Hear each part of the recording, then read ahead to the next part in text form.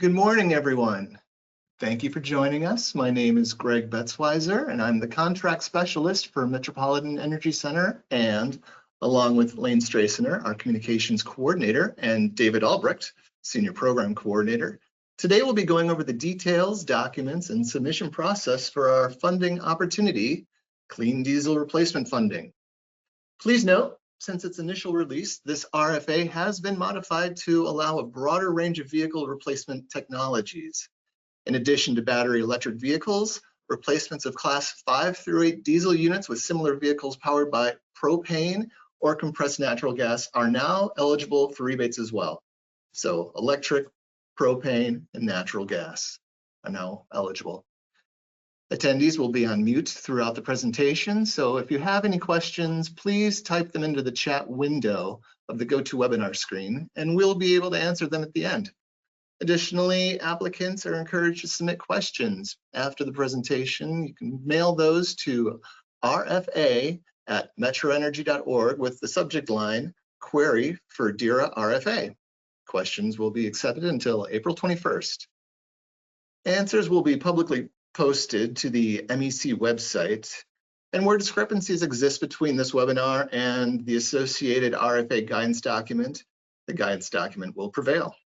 A recording of this presentation will be available on the MEC website, and a link will be shared with attendees. So if you haven't already, please sign up for notifications. Next slide, please. This webinar is designed to give you everything you need to know about applying for this funding opportunity. We'll spend time on funding details, objectives of the program, and the application process, and we'll be available to answer questions at the end. We hope you leave here feeling confident about the process.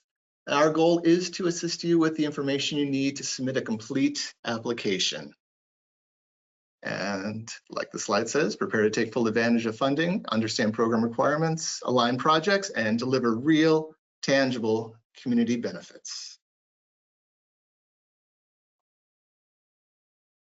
Our agenda for today is as follows: an overview of MEC's Clean Diesel Replacement Funding opportunity, a detailed review of the application requirements, including documents, evaluation criteria, and format, a brief discussion of administrative conditions, and a Q&A session, which will address questions in the chat as well as common questions we have received in the past.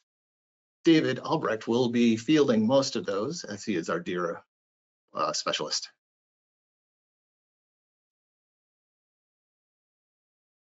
This is our timeline for the RFA. It was issued March 21st and then modified on April 10th to allow a broader range of vehicle replacement technologies.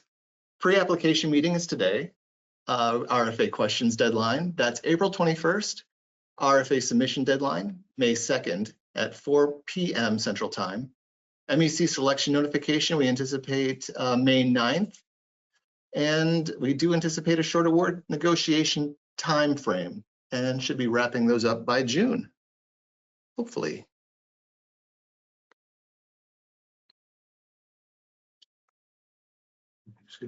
I did. Oh, there you go. Thank you. Overview. Emissions from heavy-duty vehicles, particularly those operating in or near residential areas, significantly contribute to poor air quality, which in turn exacerbates asthma, illness, school absences, and early mortality. MEC's Clean Diesel Replacement Funding 2025 program, supported by the EPA's National Diesel Emissions Reduction Act, DERA program, has $1.75 million in federal funding available. And MEC anticipates selecting up to 6 projects, depending on RFA responses and funding availability. MEC plans to select up to 6 projects with proposed deployments scheduled within 6 to 14 months of selection, and we have a deployment deadline of May 31st, 2026. As I stated earlier, modifications to this RFA have been approved to allow a broader range of vehicle replacement technologies. Replacements of class 5 through 8 diesel units with comparable vehicles powered by propane or compressed natural gas are now eligible for rebates of up to 25% of total vehicle costs, If new gaseous fuel vehicles meet the California Air Resources Board CARB low NOx standard, they're eligible for rebates of up to 35% of total vehicle costs.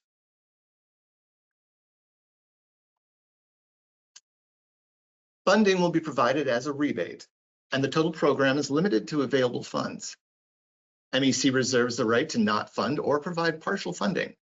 Federal reimbursement will range from 25% to 45% of the total cost of purchase and installation, depending on the technology selected. Applicants must provide cost sharing for project expenditures, and those willing to increase their cost share beyond the minimum may improve their chances. However, increasing the cost share does not guarantee selection. As mentioned earlier, all diesel vehicles replaced under this program must be destroyed, with proper documentation for the scrapping process submitted. The old units must be scrapped within 90 days of the replacement vehicles being put into service. Selected applicants must ensure that the vehicles being replaced and the replacements meet the program's eligibility criteria. New vehicles must perform the same work as the diesel ones being replaced and have comparable horsepower and displacement. The main goal is to identify applicants who will replace their Class 5 through 8 diesel vehicles with comparable vehicles powered by electricity, propane, compressed natural gas to significantly reduce diesel engine emissions. School buses, transit buses, delivery and freight vehicles, yard trucks, and work trucks are eligible. Projects that mitigate harmful air pollutants in areas of poor air quality or that negatively impact low-income communities will be given priority. Scrappage is a requirement, and non-diesel vehicles are not eligible for replacement. The geographic scope for this funding is primarily Kansas and Missouri, though projects in Iowa and Nebraska will also be considered. Priority will be given to projects operating in non-attainment or maintenance areas for PM 2.5 and ozone, as well as areas with elevated diesel particulate matter concentrations.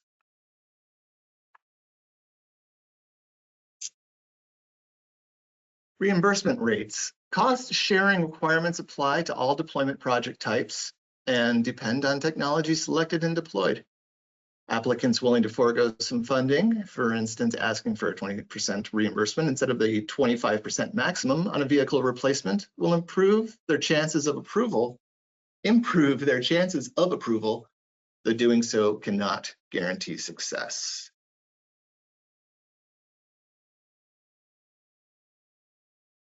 Eligibility.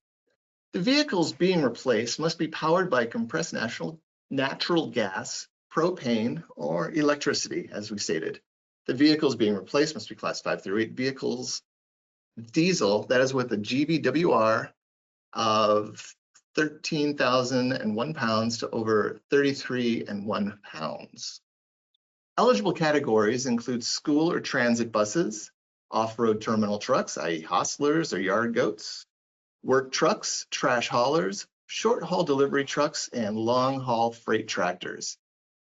Engine model year of vehicles being replaced impacts the eligible technology that can be deployed or installed, and applicants cannot use DERA funding to enlarge a fleet or for fueling infrastructure, except for limited electric charging support.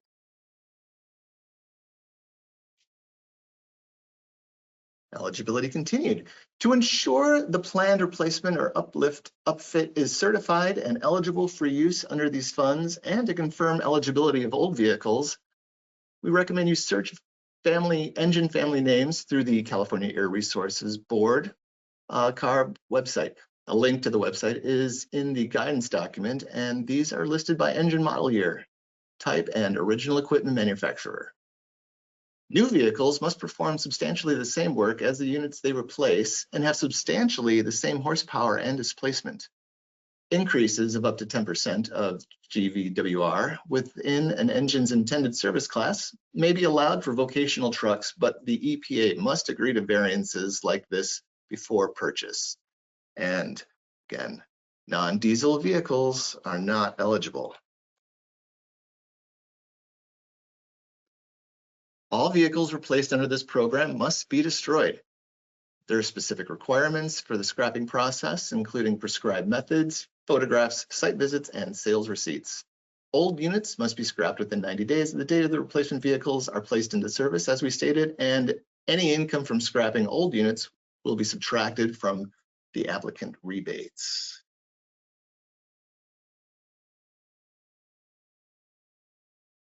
Participating fleet owners must currently own and operate the existing vehicle and have owned and operated the vehicle during the 2 years prior to upgrade or replacement. The existing vehicle must have at least 3 years of remaining life at the time of upgrade or replacement.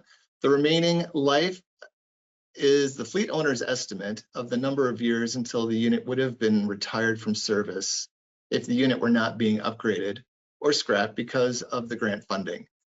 The remaining life estimate is the number of years of operation remaining, even if the unit were to be rebuilt or sold to another fleet, and depends on the current age and condition of the vehicle at the time of upgrade, as well as things like usage, maintenance, and climate. The mileage of 2 or more units may be combined to reach the threshold below where 2 or more units will be scrapped and replaced with a single unit. To be eligible for funding, the existing certified highway engine vehicle must have accumulated at least 7,000 miles per year during the 2 years prior to upgrade. Oops.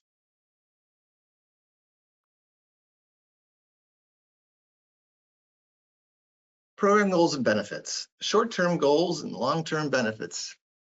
Priority goals for the applicant selection include reducing criteria air pollutants affecting vulnerable populations, reduced use of petroleum diesel in school buses, electrification of heavy-duty vehicles, and applicant participation in outreach and public awareness campaigns. In addition, EPA guidelines prioritize these short-term outcomes.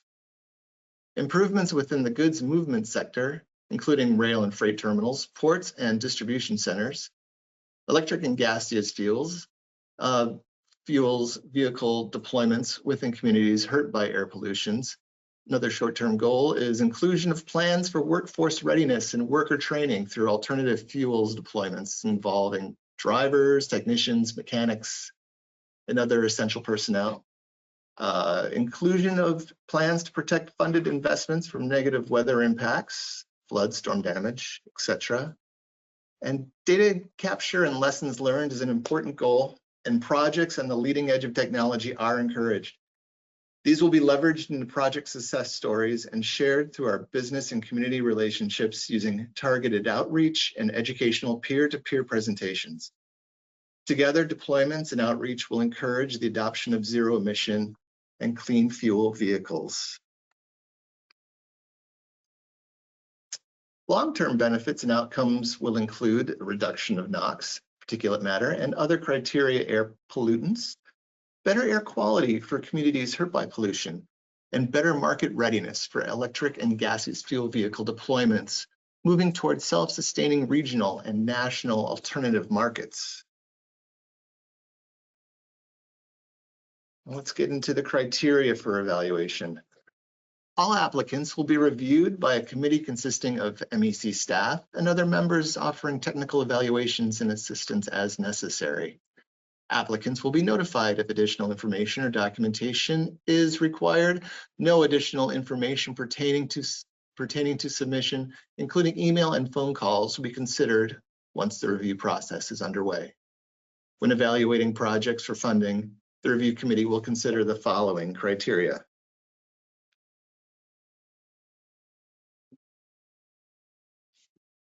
Applications will be evaluated based on a variety of criteria, including the impact of non-attainment areas, volume of diesel fuel displaced, cost effectiveness, and the geographic location of the project. Other factors, such as outreach participation and workforce readiness, will also be considered. I can run through these categories and their associated weight quickly. Deployment in non-attainment and maintenance area, PM2.5 concentration is a weight of 25. Diesel fuel reduced, fuel volume displaced, weight of 25. Duty cycle, school transit buses, that's a #1 ranking. Urban freight multimodal yards is a 2 ranking, and all others is a rank 3, and those combined 15 weight. Cost effectiveness, that's cost sharing percentage, is 15. Operating geography at Kansas and Missouri is a rank of 1, and Nebraska and Iowa is a rank 2. That is a 10 weight. Other programs proposed, including outreach participation and workforce readiness, have a combined weight of 10 for a total score of 100. Doink.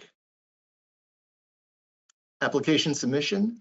Applications must be received by May 2nd, 2025. MEC is not responsible for technical or transmittal issues when submitting a grant application. All applications with an MEC inbox timestamp of 4:01 p.m. CST or after will automatically be disqualified from the current funding round with no exceptions. Only electronic applications will be accepted. Hard copy applications will not be accepted. Please email your application to rfa@metroenergy.org with the subject Clean Diesel Replacement Funding, and then your name on the subject line. Applicants will receive an email response notification of the receipt of their application within 2 business days of submission. We'll let you know we got it. So the application submission documents, application form and budget worksheets are required, and other supporting materials such as quotes, maps are recommended. Additional narrative of up to 3 pages is optional. Let's get into the application forms. In the application, Section A, applicants should provide their company details, the Federal Employer Identification Number, that's the FEIN, their unique identity identifier, the UEI, and contact information for their authorized official and project manager.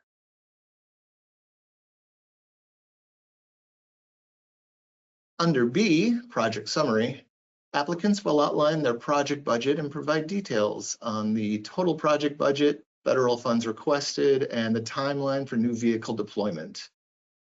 Question 4 asks, the total project budget needs to be included in, the total project budget needs to include the cost of all project components, both applicant and federal share, and must match the budget form summary sheet. For number 5, enter the sum of federal funds requested. Again, the requested amount for federal funds must match the budget form summary sheet. For number 6, enter the anticipated month and year when the vehicle deployment will be completed. MEC plans to select up to 6 projects with proposed deployments scheduled within 6 to 14 months of selection, the deployment deadline of May 31st, 2026. With question 7, enter the total number of new electric or gaseous fueled, LPG and CNG, vehicles and or charging equipment for your proposed project. Number 8, enter a brief summary of your proposed project. Include any relevant information that is not provided in the other application fields. Briefly describe operations and operating conditions, such as a short description of the job that's planned for the vehicle to do. For example, Class 8 trucks used for off-road goods movement in suburban settings, or urban transit fleet on short routes, or even rural school bus fleet running 2 daily routes, and so on. Below in section C, applicants must confirm the eligibility of their vehicles for replacement. So by doing that, you would sign and date the signature field, and that would certify that the statements and information provided in this application are true and accurate. By signing and dating, the applicant agrees to provide the required documentation and assurances necessary for funding. Next slide. Under section D, project details, applicants will provide additional project information such as type of project, duty cycle, and plans for outreach and workforce readiness. Number 10, select the type of project that applies. Number 11, select the box that describes the duty cycle of your project. And if none of the available options apply, please enter a short description. And then number 12, briefly describe operations and operating conditions. Enter the percentage of operating time the diesel vehicle you want to replace spends in each county area listed. Operating time should total 100%, and the geographic scope is limited to Kansas, Missouri, with some considerations for projects based in other EPA Region 7 states of Iowa and Nebraska. Next slide. Number 13, describe the impact to non-attainment and maintenance areas. Attach a map of non-attainment and maintenance zones or concentrations of PM 2.5. And number 14 is outreach. Please describe the public engagement activities as well as availability for peer networking and panel presentations to peers and industry in the region and or nationally. And number 15, workforce readiness. Describe public engagement activities as well as availability for peer networking and panel presentations to peers and industry in the region and or nationally. Number 16, weather impact mitigation. Describe plans to protect grant-funded investments from negative impacts such as floods, storm damage, etc. 17 is project sustainability beyond the project period. Please briefly discuss ways you plan to maintain or grow your program after the project period ends. And then number 18, attach the required and optional documents, including the budget workbook. Next, let's transition to our overview of the budget workbook. The budget workbook is a required document and should be completed carefully following the guidance provided in the RFA. Download the Excel workbook from the RFA webpage on the Metro Energy procurement website, and the instructions for filling in the budget workbook are included in the Fleet Data tab of that same Excel workbook. General notes regarding the use of the workbook: it is a self-calculating form, so do not change any of the field formulas, please. And the workbook contains 3 tabs: Summary, Fleet Data, and Scrapping. The Summary tab. Fill in your organization's name under Applicant. The Summary tab contains formulas and will calculate total project costs as well as show the federal request and applicant share. These should add up to the total project budget, i.e. 45,000 federal and 55,000 applicant equals 100,000 total project. Next slide. The Fleet Data tab. Fill in your proposed rebate percentage, i.e. federal share, in the indicated field. Follow instructions to calculate a blended cost sharing rate if planning more than one category of replacement. For each fleet group, include the entire cost, not just the federal amount. Add the columns as needed add columns as needed to fully describe the units or fleet groups included in your application. Subtotal and overall federal and applicant cost sharing splits will be reflected on the Summary tab, as previously demonstrated. Your request may include up to $1.75 million in federal funding for cost shared projects, and your total budget should include all costs associated with purchase and installation, necessary training, planning, and anticipated outreach costs. Contact RFA at metroenergy.org for help with the budget workbook if needed. Scrapping. All units replaced under the program must be destroyed using specified scrapping methods and be documented with photographs and scrap sale invoices. Income from scrapping will be reported in the Scrapping tab and be subtracted from the applicant's reimbursements.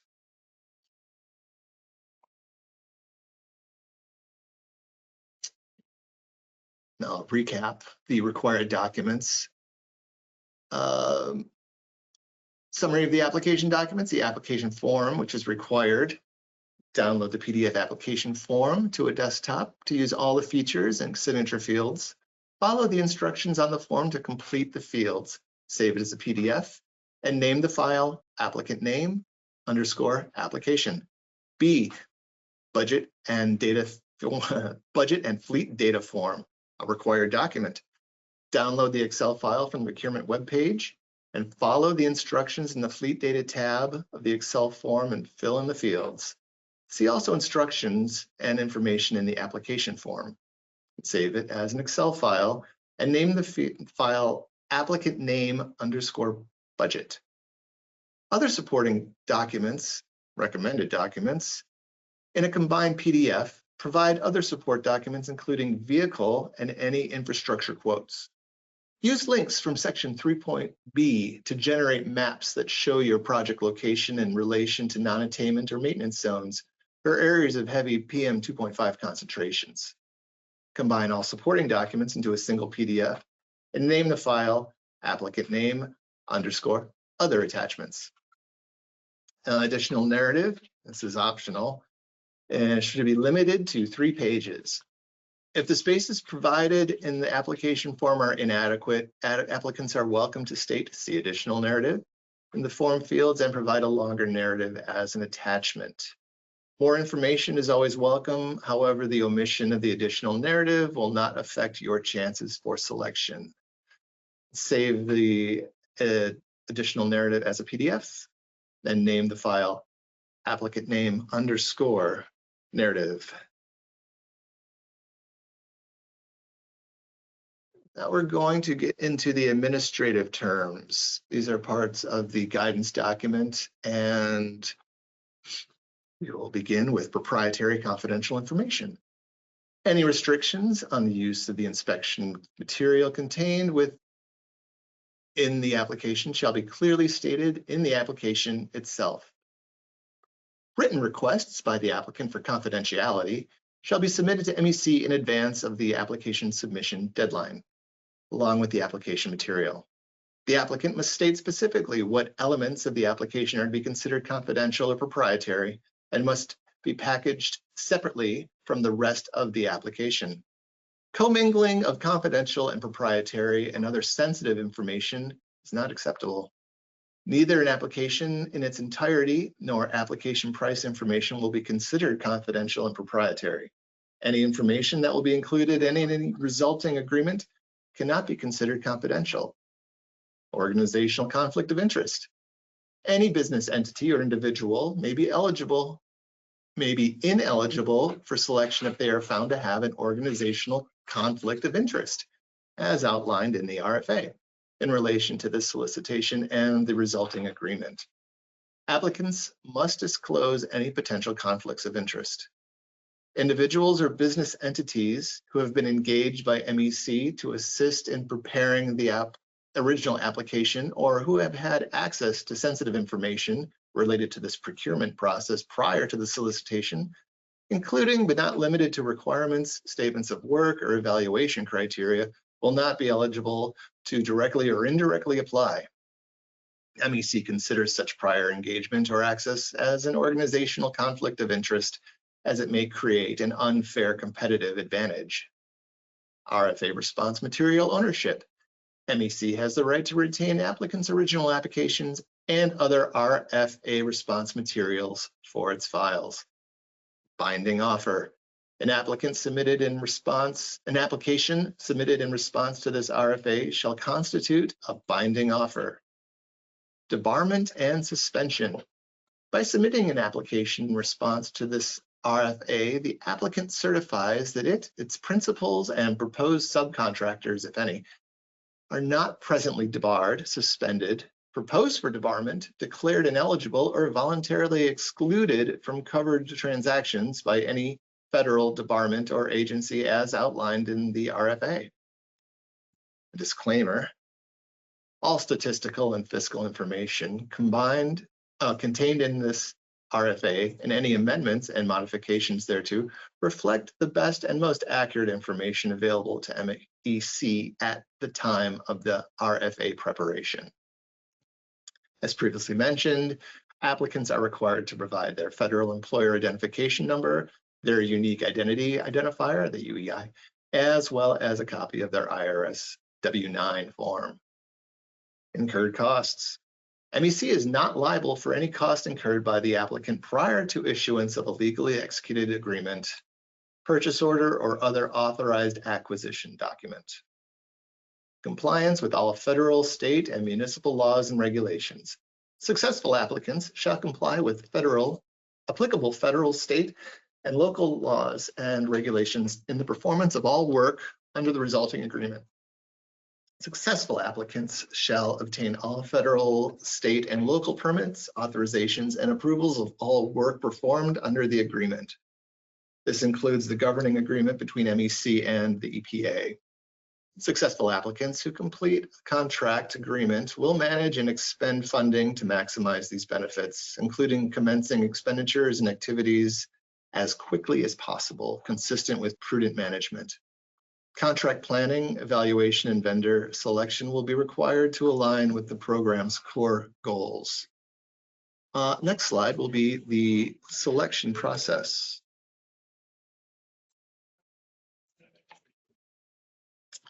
MEC reserves the right to request additional information from applicants prior to the final determination.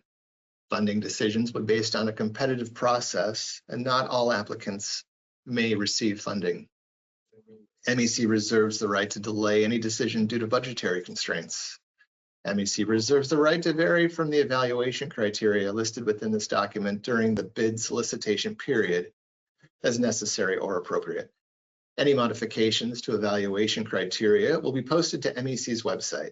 It is the responsibility of the applicant to check for these changes. The selection notices are anticipated to be made by May 9th, and applicants will be notified of the review committee's determinations via email. Successful applicants are expected to sign and return the agreement to MEC within 3 weeks of receiving the document unless otherwise noted in writing by the MEC contract specialist. Funding decisions are final. Selection is based on a competitive process where applications are weighed against other applications and the overall program goals. Any changes to an applicant's scope of work after funds are allocated, if not approved by MEC, will not be permitted and may lead to the nullification.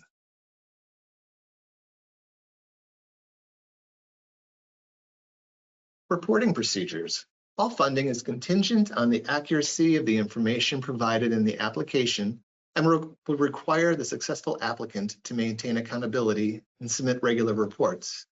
These reports must follow the procedures set by MEC. Additionally, MEC staff will conduct periodic site visits during and after installation to ensure compliance with the agreement. The following reporting requirements will be included in MEC's agreement with the successful applicants.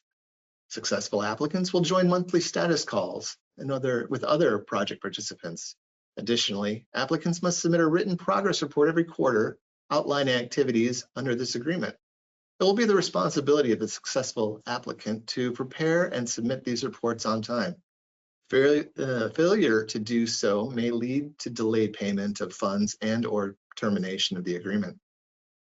The report will refer to the status of work to be performed pursuant to the agreement, including a description of deliverables and tasks completed during the reporting period.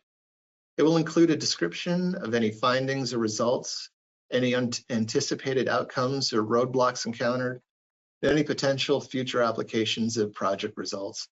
The report will indicate clearly whether work is proceeding according to schedule, ahead of schedule, or behind schedule. If the work is behind schedule, the report must include a summary of the reasons for the delay and a plan of action to bring the project back on schedule, which will be subject to review and approval by the MEC team prior to implementation. Successful applicants will produce and submit to MEC a project completion report that provides technical accounts of the total work performed and contains a comprehensive description of the work tasks specified herein, the results achieved, documenting the success, lessons learned, and shall include a financial summary outlining the expenditures.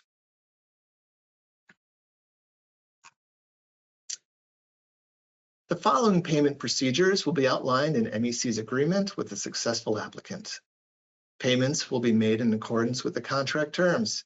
MEC will reimburse reasonable, allocable, and allowable costs associated with eligible vehicles purchased or equipment installed based on satisfactory monthly progress and the necessary documentation of work outlined in the agreement as determined by MEC. The successful applicant will only be compensated for equipment that has been installed by them and accepted by MEC in accordance with the terms of the agreement. Compliance with all local building and operational codes as demonstrated by signed permit or similar with the local authority having jurisdiction, it's AHJ, is required for construction activities. Non-compliance will result in the nullification of the agreement and repayment of any funds. Payment will also be contingent upon MEC's timely receipt and approval of the required reports as specified in this agreement.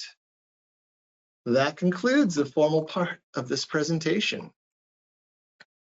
Do you have any questions about the application process, required documents, or submission details? Please type them into the Q&A box. If there's anything we can't answer today, feel free to follow up with us by email. We're committed to providing the guidance you need to navigate this process successfully. Lane, have we received any questions? No questions so far. That doesn't mean you don't have questions. Please feel free to send them to us by email if necessary. If we don't have any questions, I think we can move forward. And like I said, you have the option of sending questions after the presentation up until, I believe, Close of business 21st. Okay, thank you. So before we wrap up, let's go over the key dates and next steps.